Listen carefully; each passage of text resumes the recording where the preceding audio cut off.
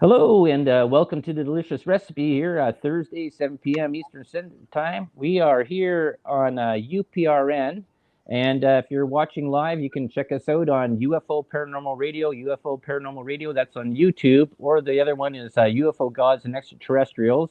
You can check us out on Facebook on my site there, The Delicious Recipe, or Joe Montaldo's site on Facebook there too. Also, you can be listening along on Spreaker, SoundCloud, iTunes, iHeart.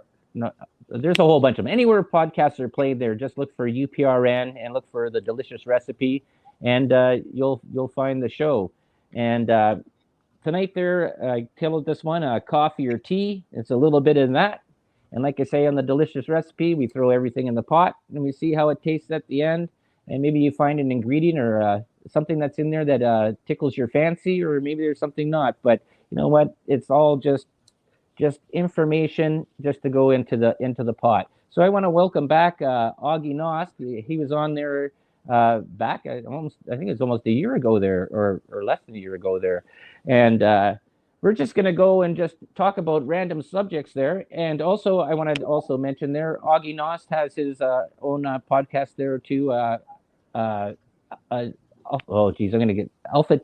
I'll let you say what it is because I keep on screwing up the names there. Welcome, Aage.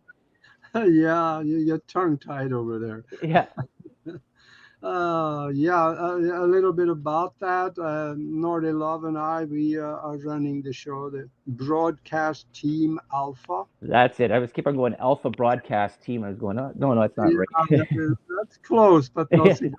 Yeah. So now you can find us on YouTube, of course, under the same name, Broadcast Team Alpha, and we're talking about all the stuff that you are not supposed to know about.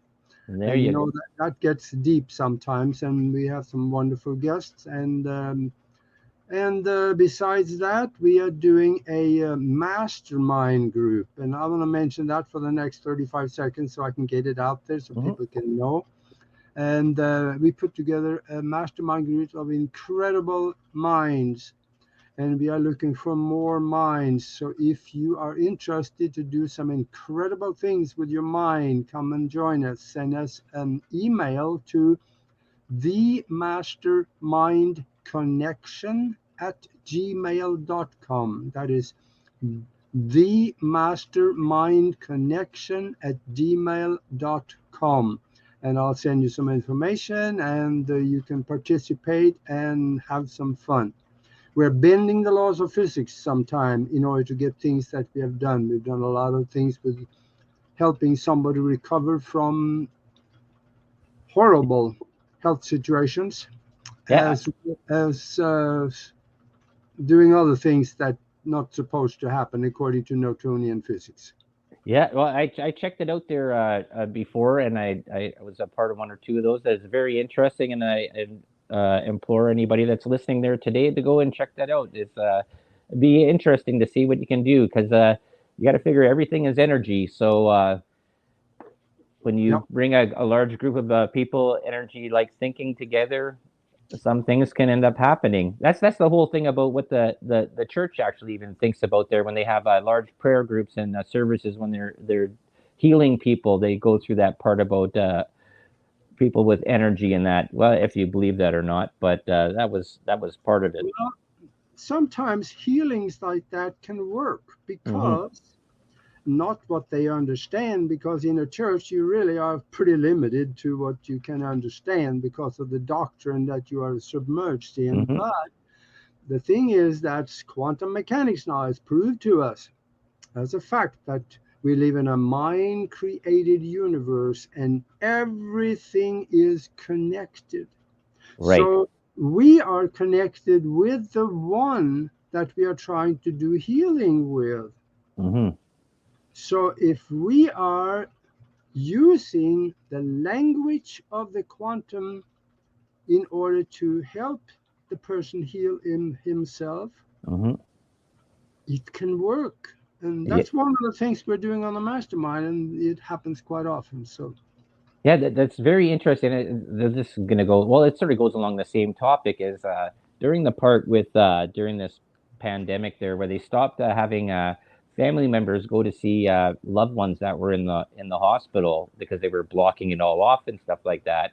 They found that when that certain places there allowed loved ones to come in, and it was just the touch and the words, the vibration and the feeling in that a lot of people recovered up from that negative space that they were all alone. They felt that connection, and they actually do. There's actually been studies on that by that's the whole reason that you talk to coma patients in a way. There's you spend time and you talk and you're hoping and sending energy and love towards them and trying to raise their vibration to sort of bring them out of that fog. Yeah, Yeah. absolutely.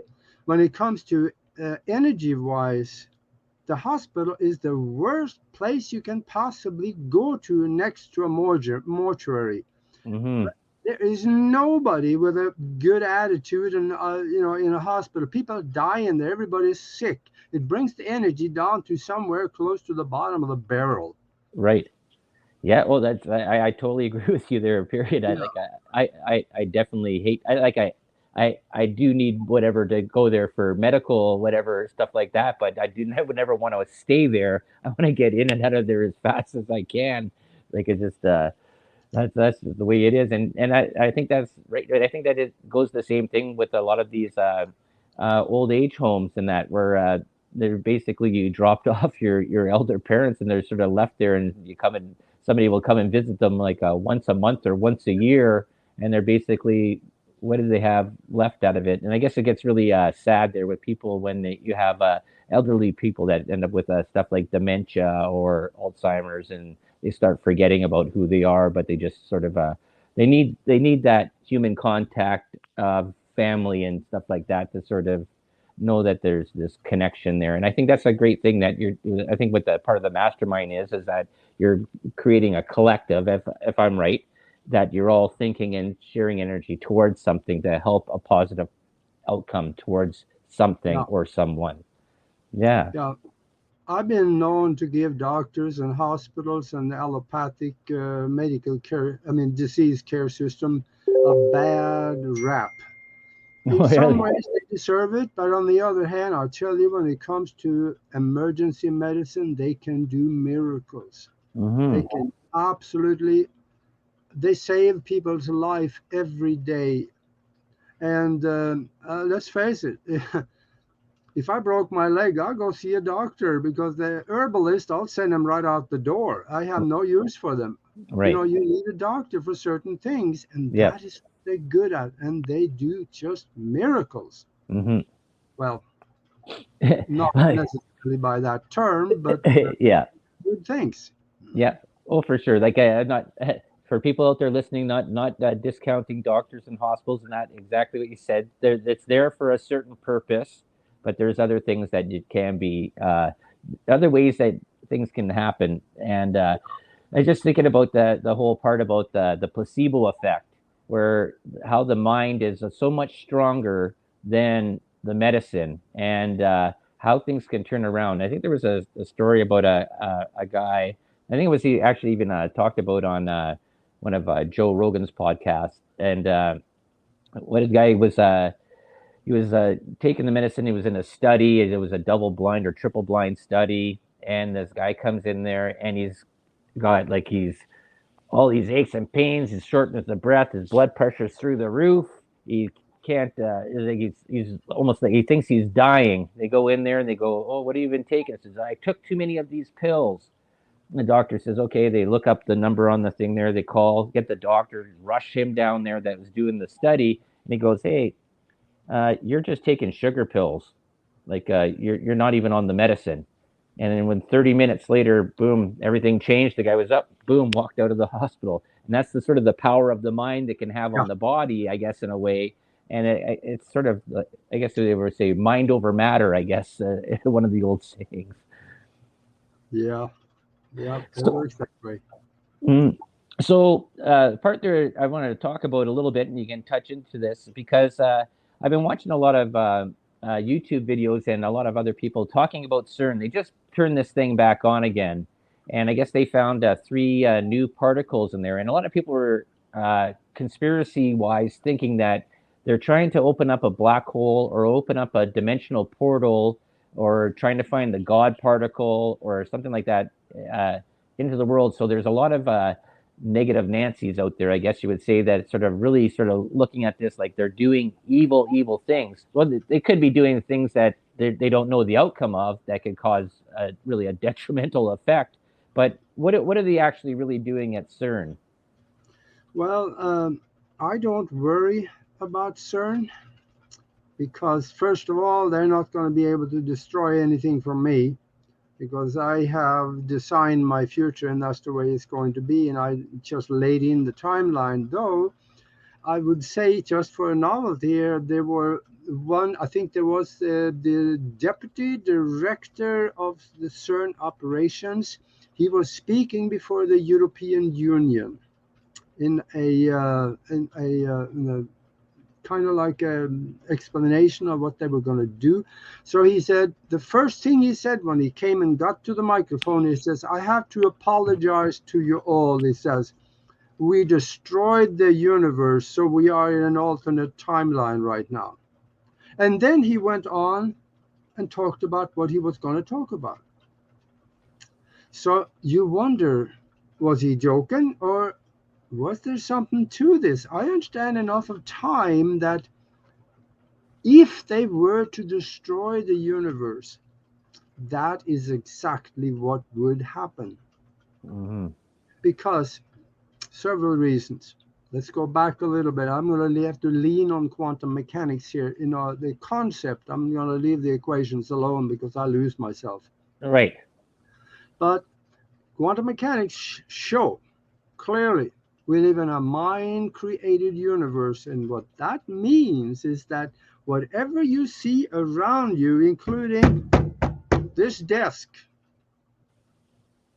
your painting behind you on the wall, everything in your environment is created by the mind. So now, what does the mind create? Does it create iron? Does it create wood? Does it create paint? No, it creates thought images. Mm-hmm. And thought images are energy. We have also been told, and that's also proven in Newtonian physics, that energy does not go away. It is only changing form. Correct. Yeah. So, if they were to destroy the universe, all the thought energy around the world for close to 8 billion people, it might be 7 or close now if they got Right. will, and they want to destroy kill off a bunch of people. Mm-hmm. But let's say 7 or 8 billion people creates a lot of thought energy. It cannot go away. Mm-hmm. It goes somewhere. And there are some of those people with powerful enough minds that understand that they wanted to go to a parallel universe Right. or parallel timeline, which actually would be not necessarily another universe because we have different timelines within the same one. We can have different levels of existence within the same universe. Mm-hmm. So we would not perish if they just blew up the whole thing. Our energy, mind energy, would continue in a form of possibly first a new timeline Okay.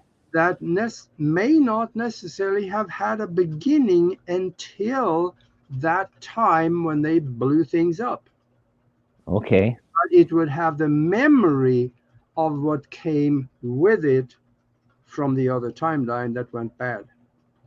Okay.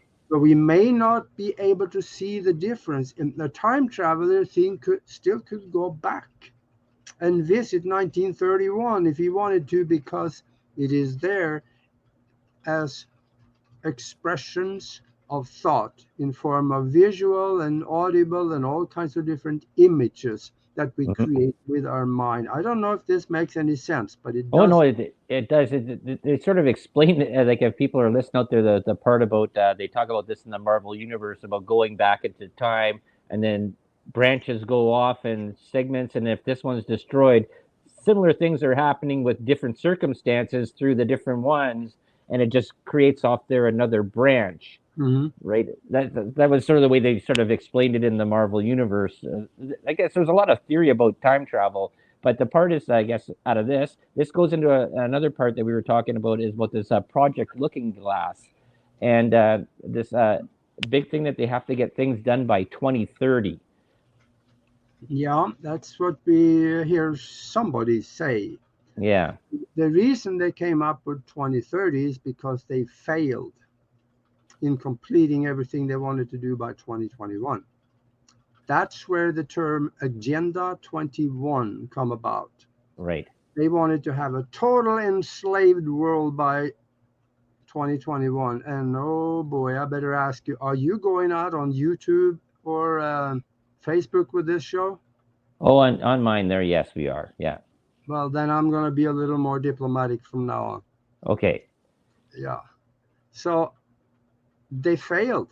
So they had to set another date. That's become the end date now. Mm-hmm. So I would say I'm not going to worry about it because it's not going to affect me. Everybody, just about everybody I know out there had some type of challenge with what happened during the last 2 years. I never had any challenge. I never used one of those things you put across your face once. Mm-hmm. And I had never had any challenges. And I wasn't stupid enough to hurt my arm, so I didn't do that either. So I am perfectly all right the way I are. Yeah. Same here. Yeah. That's well, the one thing I did have to for work, I did have to just comply with one thing there, but yeah, no pricks. But the thing is, though, is that this comes into this whole part about this. Well, if we would talk about, say, the Agenda 2030, the part that comes out of there, they had a whole bunch of things that the list of items that they wanted to have done, or they want to have done by, and a lot of it deals with it's basically is enslavement in a way.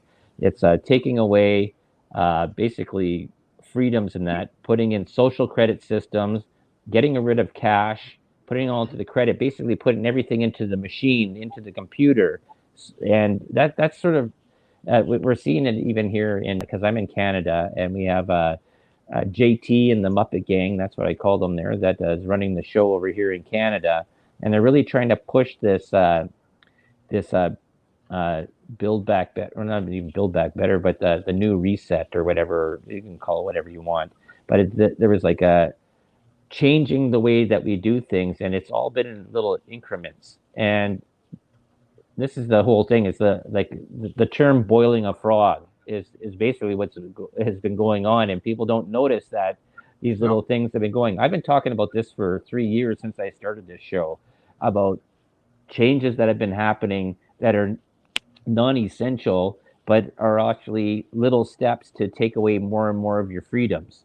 Yeah. And here in Canada, like and taxation, inflation, and all that, that's all government created, and that's just a negative drain on, I guess, your own energy, personal energy, and your feelings and everything, then how you live your life. That's sort of, I don't know, you can sort of look at it that way. It's just it's another negative thing. I understand that you have to. There is part of taxation that's done. Like the taxation started here, I think, in around the First World War, 1918, 1920 there, and that was to go and to build back from the war effort to do that. It was only supposed to be a temporary thing, but once the government takes hold and says temporary, it's never, that's permanent. It never ever goes away. Never goes away. Yeah. That's for sure. And they are accelerating the process now because they know they are in the process of losing. Mm-hmm. And they want things in place before they totally lose control. So they're hoping they'll be able to keep it that way. Globally right now, they are enforcing or trying to enforce so far in this country, but in other countries, they are enforcing it by law that, like in Italy and Spain, I read foreign newspapers, so I see this stuff. Yeah. And you cannot do any business transaction with anything from 100 euros and up with cash. It has to be by a debit card or credit card.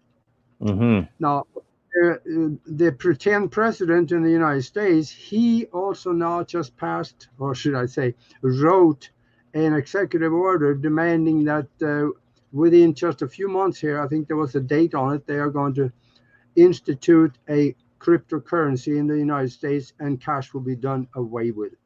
Really? It's coming, and we got to prepare for it. So there's one thing, there's two hairs in the soup, and that is that people still own gold and silver and platinum Mm-hmm. and other precious metals, as well as about 10% of the population now have cryptocurrencies. Right. These will not go away. They're not going to be able to do it because the major banks around the world, they have invested billions in cryptocurrencies. Oh, really, And eh? think we know that the politicians, they're prostitutes for the banks, so they're not going to hurt their paymasters. Yeah. Well, that's another thing that I saw is, and I was always questioning this. It says, why was this big, huge push in the U.S. and they're doing it here in Canada as well to go electronic vehicle, and it makes like we don't have like here in Canada we don't have enough charging stations or not enough infrastructure built that you could do that. Vehicles only go, I think the best one does 600 miles, but you still you still need to go and put a station at your house, so you're gonna pay for electricity at your house to charge your vehicle, or pay for electricity to charge your vehicle when you're out, or at the place that you work have to have something charged. This is a huge thing. And what creates the electricity? Fossil fuels for the most part, nuclear, coal. There's some hydro plants that are around that do stuff, but that's still another huge because you can't charge off of solar. Solar takes forever to charge something. It's not quick. Yeah. And Let me say something about those electric vehicles. For those of you out there that has bought an electric car, you have figured this out by now because nobody have talked about it except for the ones that own those cars. mm-hmm. And that is that if you have a 500-mile range on your car, which I don't know if anybody have that much yet, but maybe let's say 500, and you are in Canada, the temperature drops so that you can hardly see the red in the thermometer anymore. Yeah. And you're going to use the heater in your car driving across the country. You don't have 500 miles anymore. You have about half. Right. Yeah, because you're using the electricity for other systems. Yeah. Yeah. Same thing in Arizona. If Mm-hmm. we're going to drive across the country here with 114 degrees and use air conditioner, you cut your mileage in half. Mm-hmm. It's not Yeah. going to. Yeah, and then you got to figure in the big cities, right? And you're stuck in traffic, and you're sitting there, and you got your air conditioner running, and while you're stuck there for a while, all you're just seeing is your energy gauge just keep on dropping and dropping, dropping, and then Yeah. now you have to have a map system in there that where's your next charging point. And the thing is, though, too, is that these don't charge up like you're filling up a tank of gas. These take like hours and hours to recharge. Like they do have some quick charge things. I think they can charge from an empty to a full, I think, in under 6 hours. So if you got to go home or go somewhere and you're coming home from work and you're halfway home, you find a charging station, you're not going to get home till midnight. It's Yeah. just I I just just read I a just survey. I was just gonna Yeah. say I don't think people have really thought this whole thing out there. They just sort of felt for the propaganda and the part that the Biden administration and that AOC and that putting around that we have to have all like gasoline vehicles all off the road by 2030 or in the next whatever so many years. But the U.S. military is one of the ones who burns the most amount of fuel oil, more than I think the most of the U.S. with all their fighter planes, all their military all around the world. I think they're one of the biggest polluters of carbon dioxide out of most small countries. But it's never ever looked at that. It's always looked at about the little person down below that's there, the common person. this is what you have to do, but don't worry about us up here at the top of the hill. We're just going to keep on doing what we need to do. Yeah. Yeah, and of course now the big lie is coming out that it's the cows that are the problem because they fart. And yeah, don't worry about the airplanes that is traveling 600 miles an hour and put a whole bunch of exhaust into the air. But I also read a study that show now that electric cars are worse for the environment Mm-hmm. than the diesel and gasoline cars are, because they are using, like in the United States and many other countries, they're using coal-fired plants, and they put out a lot of stuff to create the electricity that will charge those cars. Mm-hmm. Except maybe in some countries like Norway, which have biggest part of their electricity is from water electro plants. Yeah. So they might be better off. But then again, they use batteries. How do you get batteries? Yes, Yeah, exactly.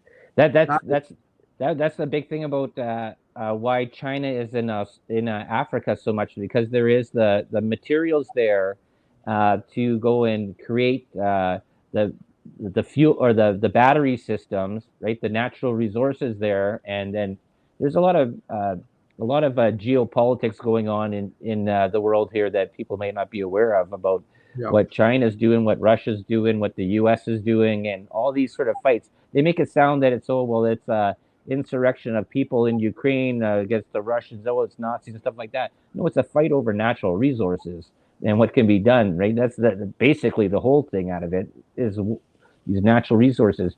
And what was it? Biden just gave away uh, a whole bunch of oil reserves to a foreign country.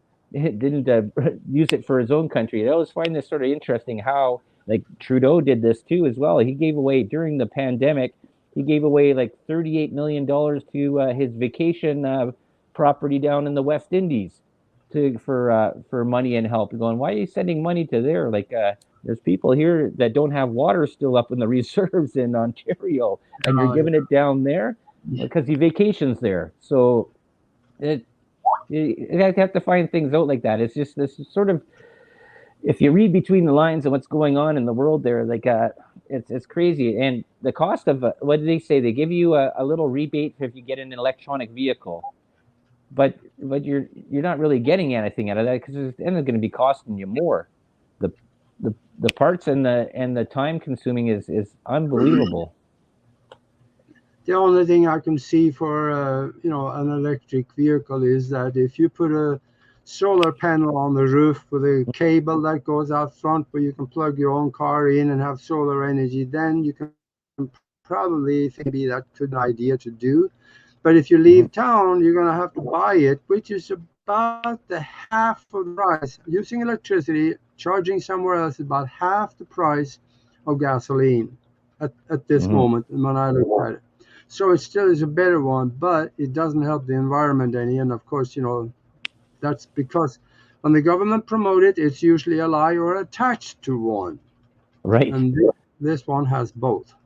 Yeah. See, my mom bought a brand new vehicle. I can't remember what it is. It's Toyota SUV. It's gas and electric, but she doesn't have to plug it in. It's electric assisted. As it charges up the battery and helps with that. So she gets like whatever it is, 800 Yeah. kilometers, whatever on her tank of gas. So it basically halves it out, but she doesn't have to plug it in. That's not like the electric vehicles that they're talking about are like the full charge, no gasoline, period. And I, I think that's the, I've said this so many times there. It says we are not at the stage in our technology for what consumer technology where solar, wind, uh, and whatever can sustain your lifestyle that it is today. If you went and dropped off all petrol fuels and stuff like that, and you put a big, huge tanker ship out in the ocean that ran on solar panels, that thing would never move anywhere. You would never get your goods. All those transport trucks that are bringing all your products and your food to the grocery stores, and the the grocery stores that need electricity and that to go and keep their coolers cold, so you can get your cold milk and stuff like that. You would never get anything because you'd have to have your own farm in your backyard. Hmm. There's so many new technologies or older technologies that's been hidden away that could remedy this problem very simply. And Mm-hmm. even for electric cars, I was at my telephone service and I could buy a device about the size, a little bigger than a cell phone, Mm-hmm. and I could put the cell phone on it and I could charge the cell phone without being plugged in. Like one of these guys. You got one. Hey, how about Yeah. that? Yeah. Now, I also read about, oh, that was close to a year ago. In a European newspaper, there was an article about this road in China, of all places. When you drove on this road, you could charge the batteries on the car because the charging station was built into the length of the road. Wow.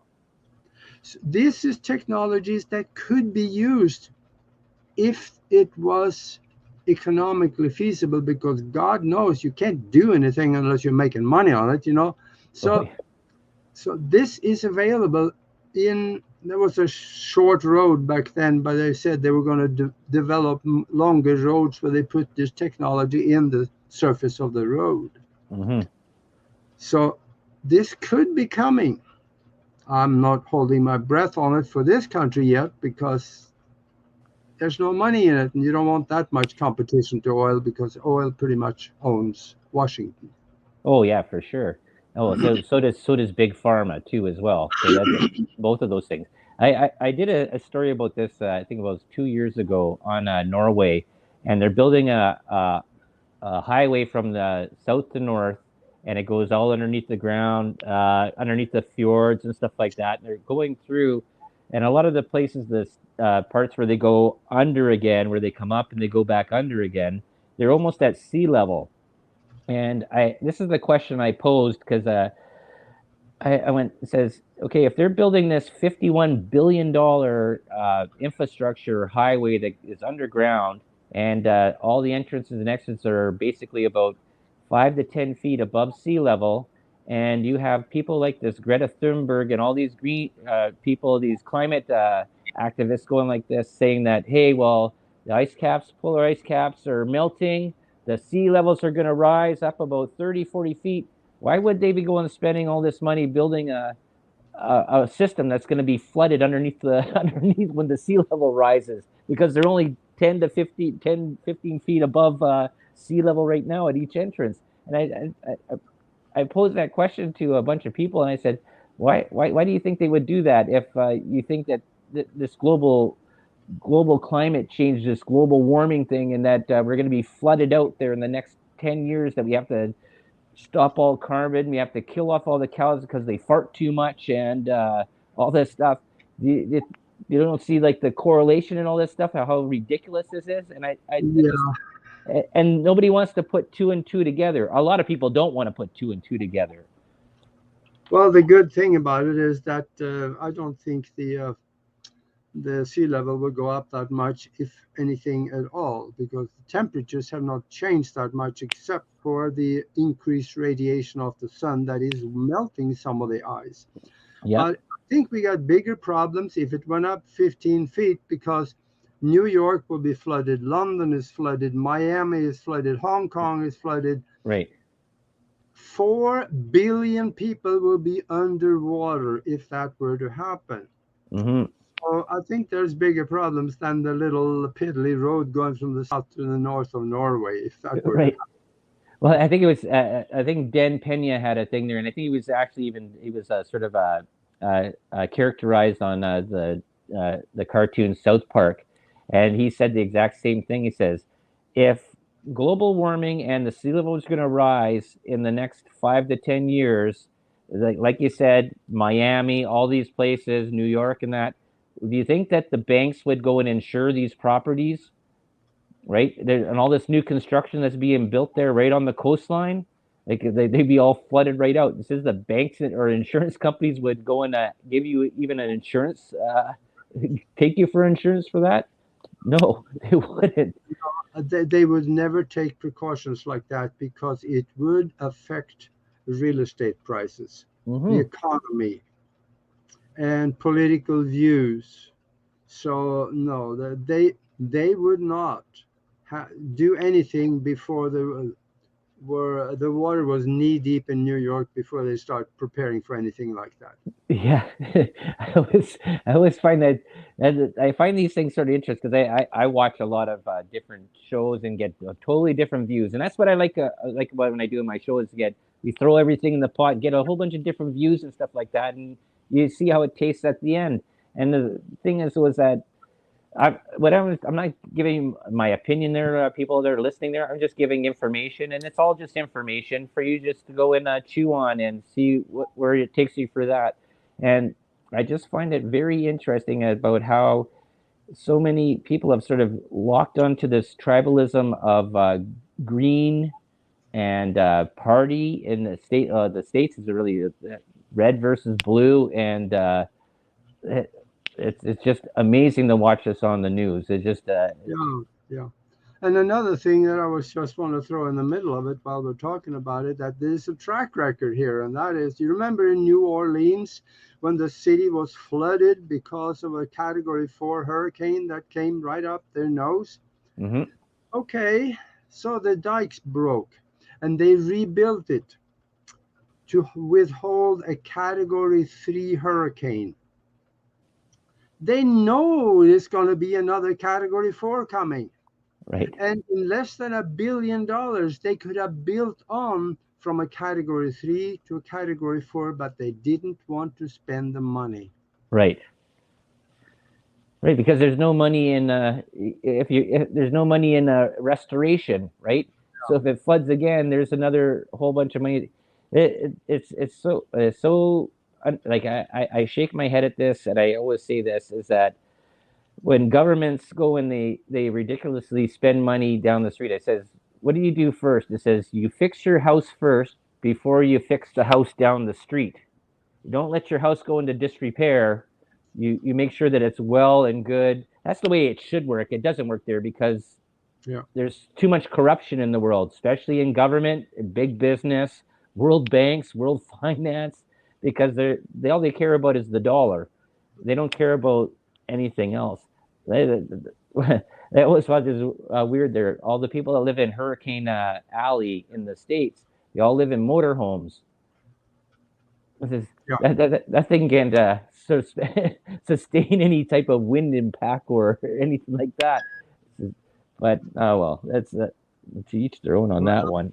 you can only shake your head and walk away when there are psychopaths running the show. Yeah, well, we can call them that. There, that's for sure. That's not that's not anything different. The way that Mhm. the politics are going in the states there now, I just don't understand. Like, well, at least you're in a good place that you're down there, down to the Gulf Coast, down the Arizona area. So, what is? I'll ask the question since you're down there. What has been the turn of events? Because I haven't heard this very much on the news about the immigration coming up through Central America through Mexico, because that hasn't been on the news there in the last 9 10 months. Or Oh yeah, it was a big topic, and then all of a sudden it's gone. they don't want to talk about that because it's a sore issue, and the media don't want to talk about it because it hurts the pretend president. Hmm. But there's so many new technologies can even help on that. There are technologies that will solve just about every problem we may have that relates to technology. Hmm. I I'm going to read something to you because Okay. there was a guy named Ben Rich. He was the head of the Lockheed Skunk Works, and in 1978. Now I'm going to repeat that. 1978. He said, we know how to take ET home, and it would not take a lifetime to do it. We Right. already have the means to travel among the stars, but these technologies are locked up in black projects, and it would take an act of God to get them out to benefit mankind. He also said, if you have seen it on Star Trek, we already know how to do it. There you And go. there's an error in the equations, and we know what it is. maybe that if 10% of that was true, we would have a totally different world. Oh, for sure. I would see that. And the thing about the Star Trek universe and that is that it became the World Federation or whatever for like it was basically that the Earth had united around and there was sort of like a centralized or a one world government.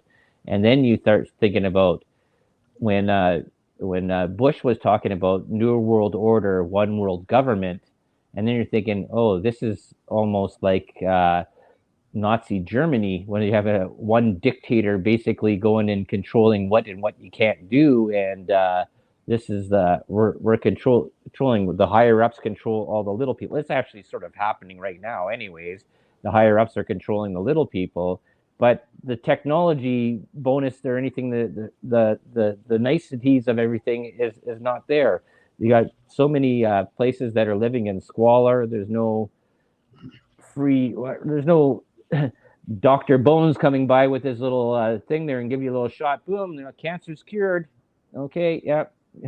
That stuff doesn't exist yet, or maybe it does. Who knows? Oh, well, the thing is that we are living such a controlled society. Nothing is free anymore. Mm-hmm. And we have been used to saying here in the United States that, we live in a free country. Like they would say in the South, my ass, Yeah. because what is actually freedom? When you have to go on bended knee to the government to get permission to go to work in the morning, drive your own car, you Mm-hmm. got to have a fishing license to fish in your own pond on your property. Yeah. What is free anymore? There is really nothing. And in fact, to show you here how I'm good on sayings, and here, this is something that William Casey, the head of the CIA under Ronald Reagan, he said, when we find, he says, when we wake up one day, he said, and find that everything the American public believes is false, we know our disinformation program is working. Right. And the same thing as Ben Rich, he talked about if you've seen it on Star Trek, we already know how to do it. They showed us time travel, they show us faster than light travel. Yeah. And in fact, we have been on Mars since the mid 1960s. For those of you out there listening here, go ahead and Google this. Google the term Alternative 3. That was the program for the brain drain of engineers and sharp people from Earth to go to Mars and create a colony Mm-hmm. in the late 1960s and 70s and 80s. Right.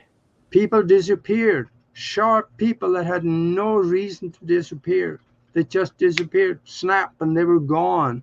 They find their car at the airport and there were no ticket going anywhere. Or they found the car by the ocean and nobody drowned when they searched. Mm-hmm. Yeah, they took them and went to Mars. And we have this short video that you have of it looks like they descending towards the Mars surface, and there were two people talking, one American and one Russian, because it was a joint program. Right. Yeah. That comes into a that's another question because I talked about that David Politis there. He did that missing 411 thing there about the amount of people that go missing just in the U.S. alone. There's a lot all around the world. Hmm. People that just disappear. There's no trace of them at all, and it can't be all that they were all attacked by a bear and a mountain lion. The, No, some of them got taken by bears, but right, probably but about not all of maybe them. 1%, maybe.